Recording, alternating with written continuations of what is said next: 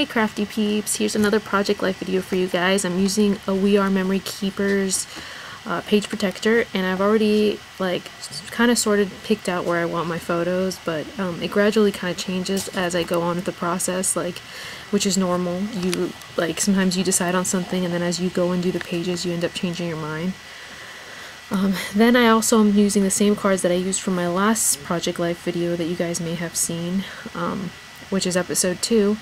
They're the same We Are Memory Keepers project life cards that I picked up at Target, but these ones are obviously different than those, but I'm kind of matching up so that the color scheme kind of matches to what I had. And there's like a little slot there that I just cut basically like a 2-inch paper to fill, because for some reason the We Are Memory Keepers have a little side thingy. So, and then here I honestly am keeping this card pretty simple. I'm just cutting down the sides so that there's basically like the perfect side to side ratio on the hearts, so that you can kind of still see that they're hearts on it. And I'm not cutting down this card for once because I want to just keep the whole thing for this and to stabilize my picture, and plus the back of the card wouldn't really work if I did cut it down, because it has script on it that's saying something. So this is one of those cards you can't really save.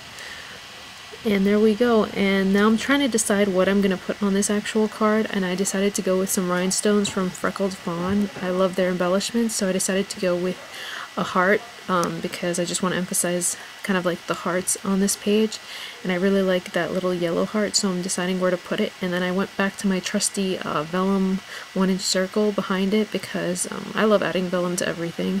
You guys may or may not have noticed, and if you hear anything in the background, it's because this is as quiet as it gets here in my house. But yeah, so I just added it, kept it simple. I really wanted the picture to stand out on that one, so that's why I wanted to keep it simple. And for this one, I kind of went back and forth with what I wanted to do, and I'm sure that happens to many people as they're doing it. This one I am cutting down because I want to save that heart for another potential page. But basically I'm just cutting it down and then adding the edges as I've done before and glue them to each side so that they're just basically matching up. And basically I just need to make sure that I actually glue down the right ratio, so as I'm putting it in the pocket it fits correctly. So that's just a tip for you guys. But if you use the type of tape runner I'm using, you can basically kind of adjust it, because the tape runner does come off pretty easily at times. And then I'm getting this Kelly Perky stamp set, which I picked up off the scrapyard, and I'm going to use one of the sentiments from it. I really love her sets, and I'm using some India ink, which you guys know is now my new obsession. I love to add mixed media to my project life or when I'm making cards. So to me that's the fun part. It's almost like you're creating your own mixed media project life, so to me it's definitely the fun part of it. I'm using a green and a pink color in India ink, and I'm just adding several spritz of water to water it down, because I really want a faded out look so that it matches with the look of the actual We Are Memory Keepers card, because they have a card that looks very similar with a watercolor effect, but it's very light. So that's the effect that I'm going for. And I'm using that 1-inch strip of paper to create basically a little banner for the card.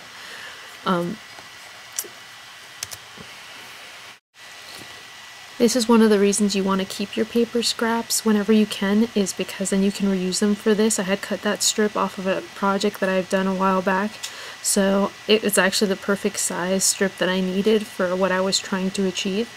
And basically I used a little plastic tray that I had from packaging to use as my watercolor palette. So be creative and use whatever you got on hand whenever you can, so you make less mess and there's less cleanup. I just cut that down right there, and I'm just splotching it off like that because it gives more of a subtle effect. And you want to make sure it's fully dry before you add any of the stuff to it. And right now I'm cutting the notches for the little banner, and you could do that with a die. You could have probably used dye and make that really quickly, but if you don't have a dye and you want to do it like this, you can. Sometimes I'm lazy for dyes even when I do have them, to be honest, but I do use them. Now I'm using Memento Lux Teal Zeal, and I'm stamping out that sentiment on that little banner.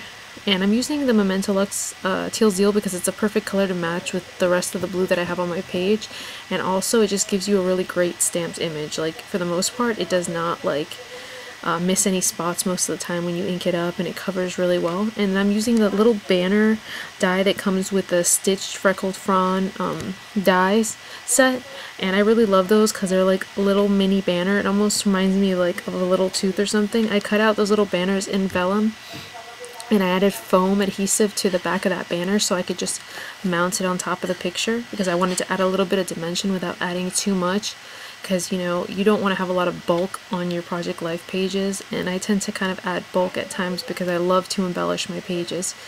I'm gonna end up dyeing all those. Well, I did those off camera. I dyed those in the India ink, the vellum itself, and they kind of look like they warp a little bit, but it's really not that bad.